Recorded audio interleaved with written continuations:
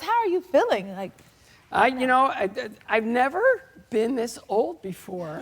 that's a blessing. It's great. With first diagnosis, first brain tumor, I had cancer in 97. Obviously, I got through that. And then, Talk about an overcomer. Yeah, I really just wanted to survive, Right. So, and then 2004 was the first brain tumor, and it just ignited my faith. It just was one of those things I told my wife without skipping a beat. She just took my hands and started to pray, and it was the most powerful. I've had a lot of big moments. Yes. That was probably the biggest. And then they had to put a hole in my head to take a biopsy of it, and they told me I was born with it, which is really wild. And then 6 years later, it came back, and there was a surgery. It didn't go quite as planned. Turned into 9 surgeries. And then 6 years later, there's a pattern emerging here.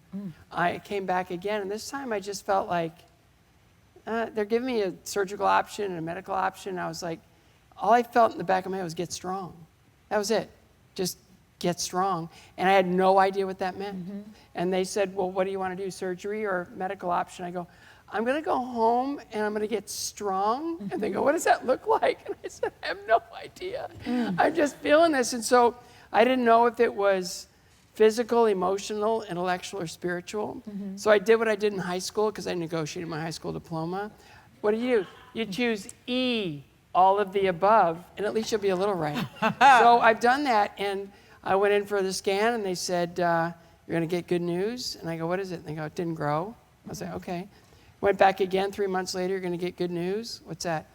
It shrunk 45%.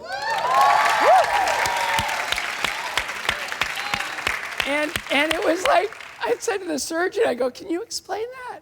And he goes, God. I go, good enough for me. Yes. Good I enough got for me. chills. This is a walking testimony. And then it shrunk again, and then it grew, and then it grew, and it shrunk, and it grew, and then COVID happened, and I got tired of fighting the medical system. Yeah. So I just said, you know what? This thing doesn't exist.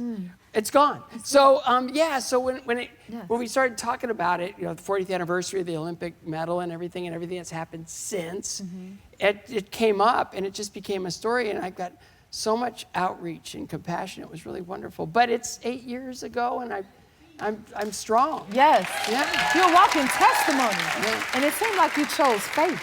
You're walking by faith. Yeah. I've never been stronger in my faith. I've never been stronger emotionally or intellectually. I want to be interested in everything. Yeah. So it's just a way to live. It's And if any of you guys are going through any of this stuff, Talk to 'em. I'm telling you, just get strong. That's it. Get strong. Get strong. And just pour yourselves into everything you can.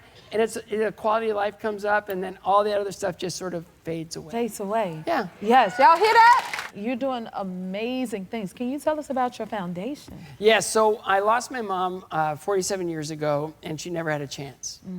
They gave her every chemo drug that you can imagine. She never had a chance. So when I lost her, I became a fundraiser. And then 20 years after I lost her, I was diagnosed with cancer, and I became more of an activist because I realized it needed to be different. It wasn't right. And the reason I was able to survive was because 2 guys in Indiana were funded and were research scientists and figured out how to treat my cancer. But in that, I started a foundation called CARES, the Cancer Alliance for Research, Education, and Survivorship. And in that, it's amazing that we've been able to fund research. We created a mentorship program called Fourth Angel, where we pair newly diagnosed patients with survivors. We created chemocare.com, and now it's all about research. And our research is all about funding the future of cancer, which it's immunotherapy. Our bodies created the cancer. Let's teach our bodies how to detect and destroy it.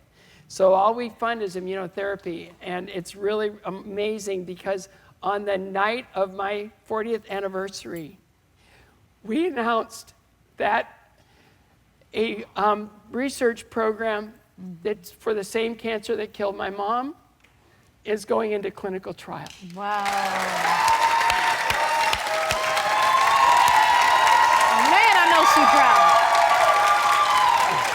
proud. If you like this video, smash that like button and subscribe to the Jennifer Hudson Show YouTube channel. Check your local listings or visit jenniferhudsonshow.com to see when you can watch full episodes in your area. And don't forget to sign up for the newsletter.